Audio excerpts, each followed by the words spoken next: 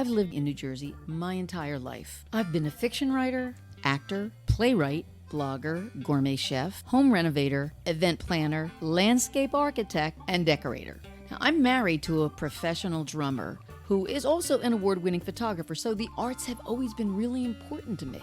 There are so many people in New Jersey that are involved in the arts, and I am planning to talk to all of them. Well, maybe not all of them, but a lot of them. And I'm inviting you to listen in. I'm Lucille Sapio, talking arts and culture, and this is Hazlitt Coffee Talk, not so famous in New Jersey. My guest today is someone from the comedy genre, but instead of telling you about who Vinnie Brand is, I'm going to let him tell you himself. So I'm sitting here today with Vinnie Brand. And Vinnie, why don't you describe to me and to our listeners exactly what you are? All right. So, people tend to define themselves. I'm a comic. I'm a plumber. I'm a astrophysicist, whatever you are. And that tends to be your definition. So Barry J., who we have a mutual connection to Barry and Lynn, who are two of the greatest humans that ever lived. Now, I can't recall sitting here whether Barry said it to me or I said it to Barry. There's a movie at Tailor, Tinker, Sailor, Spy. Mm-hmm. I described him that way because Barry was a guy that did everything. And so You couldn't define Barry J. You couldn't say he's this thing. Right.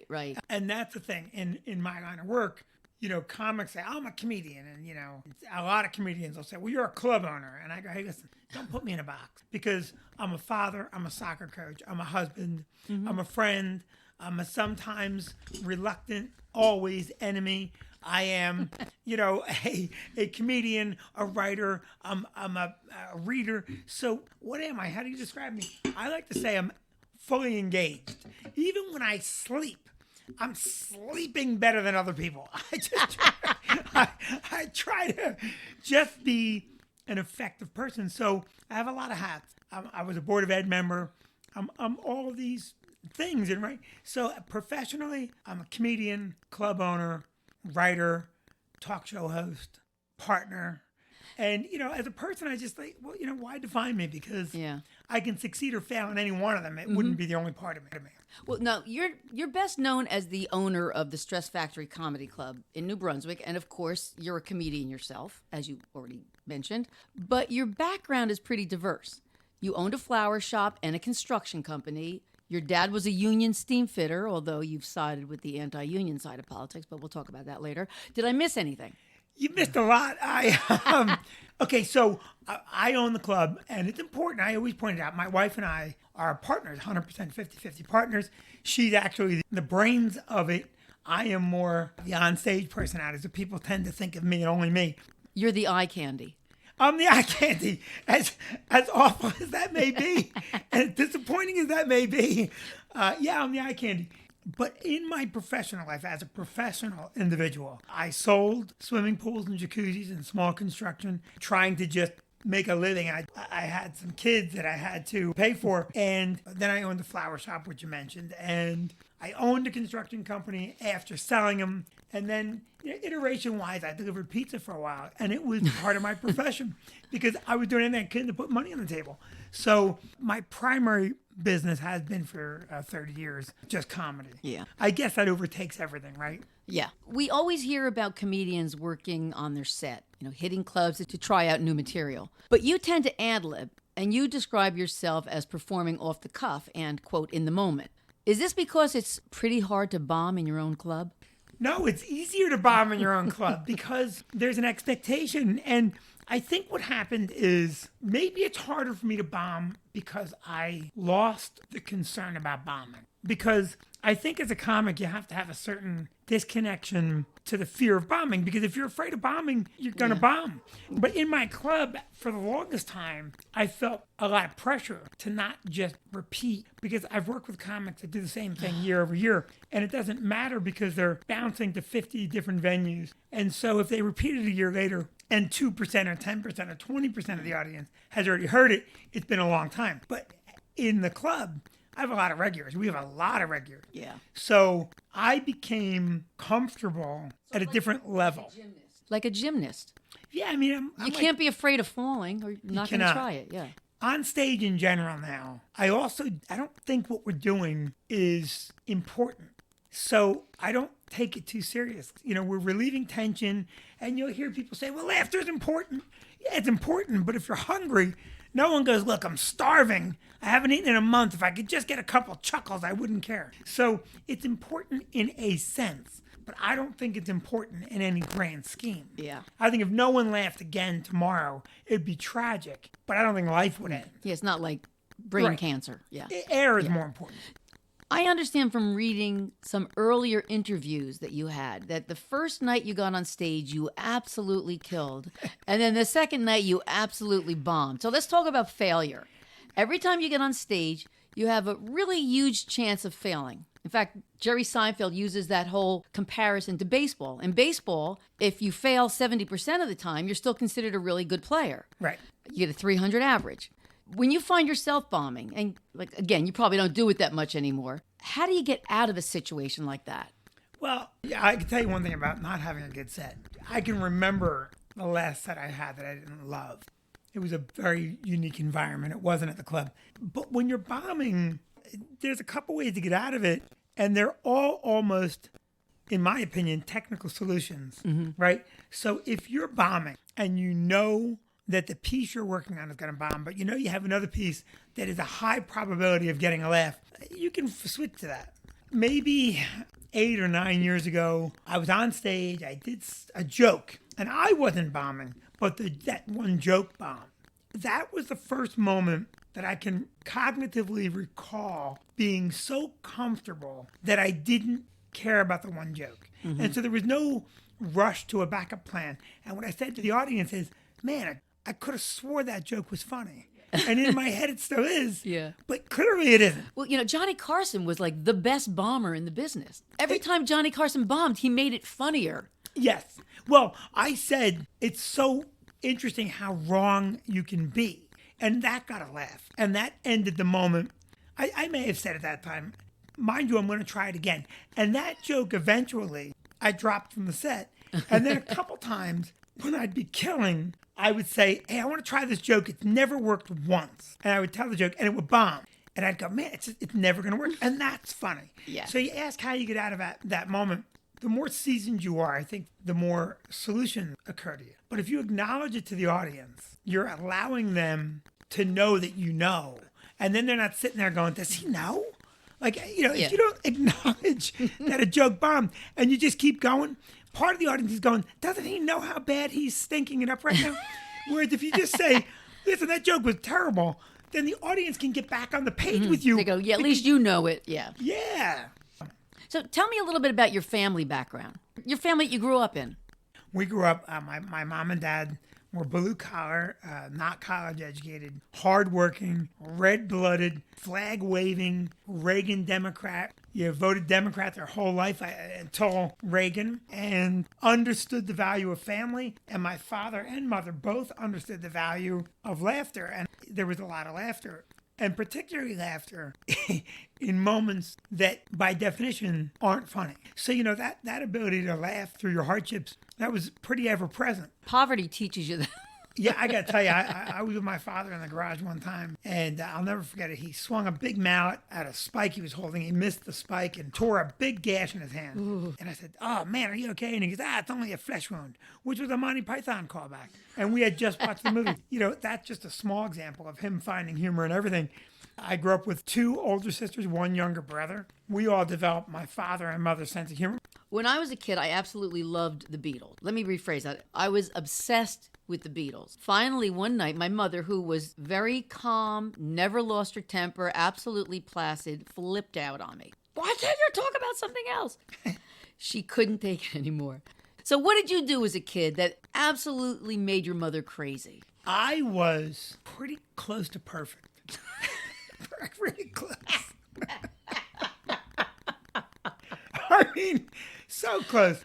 So I don't know what I did that drove her crazy. What drove my father crazy? My father used to tell me, I'm going to use salty language in this. Because that's fucking K. Yeah. And He said to me, I hope you become a goddamn lawyer because that goddamn mouth of yours. Because when we argued, I would litigate the argument and win and box him in and win. My mouth, my ability to argue would drive my father nuts. But he would laugh, but say, you better become a goddamn lawyer. And then the thing that made my mother crazy, but she loved it, was that I would constantly crack on her, or if there's a family get together and you left me room, I would pick on you, and in a fun way. Yeah. So maybe I remember one Thanksgiving where my brother and her, and this is probably our last family Thanksgiving, or maybe our second to last family Thanksgiving before they divorced, we were on her about the meal. And it's one of those moments where, you were getting big laughs and you saw that you went one step too far. We were on her, and it was one of those. And after she spent hours and hours making the meal, she was still in preparation mode, and we were really giving her the business. And it's one of those moments where you knew you overstepped, but after it was too late. Yeah, and you couldn't stop. Yeah, to her credit, she recovered, but it took time. In comedy, one of the things that I never want to do is I don't want to hurt anybody. And that day we probably hurt her, and she recovered. But I think about it a lot, and we laugh about it. But if my mother were here today, it'd be the first apology. I've done a lot of stage acting, and I have often imitated a relative of mine. One show I was absolutely imitating my Aunt Lena. And the greatest thing was when another relative recognized her immediately. What relatives have you ever incorporated into your act? I will use stories from my mother's funeral, my father's funeral, my sister, friends. Those are all story-based pieces. When I imitate them in the story, I give them not their voice, but I give them some exaggerated, ridiculously disconnected voice. But I will tell a lot of stories from family trips we took, and my father, industrial plumber, well educated in his field, but not educated in that classic Harvard sense, and probably one of the smartest guys I knew with regard to how to live life. And so I would do stories from him, stories from just things we lived through with that. So that's how I utilize my family. Yeah. And it's almost always positive, the word I love to use, whether I invented it or not or bastardized it. I hyperbolize the points of the story. Like a caricature. That draw out the comedy, yeah. What do you think is the internal logic of comedy? Comedians nowadays don't tell jokes anymore. It's all about observational comedy. And it seems that comedy now is more about anger. As I watch, like, Sebastian Maniscalco, he's really incredibly funny, but everything he's talking about is something that he's angry about. And it seems to be a common thread now with a lot of comedians. So is comedy about anger? It's not only about anger. In my opinion, I think that it's about the personalized experience, right? So Sebastian's telling you what bothers him. Bill Burr is about what bothers him. Bert Kreischer is a comic that tells stories that are not angry. They're goofy stories. Tom Segura tells stories that are goofy stories. And so I think there's a lot of guys. Brian Regan, Bob Marley, Brewer, me. I don't use anger, but I have used anger. It depends on what anyone's talking about. So when I'm talking about what we did during the pandemic, it's frustration and anger based, but I'm not mad about it. I think it's comical. Yeah. But I can see that anger was a jumping off point for me, right?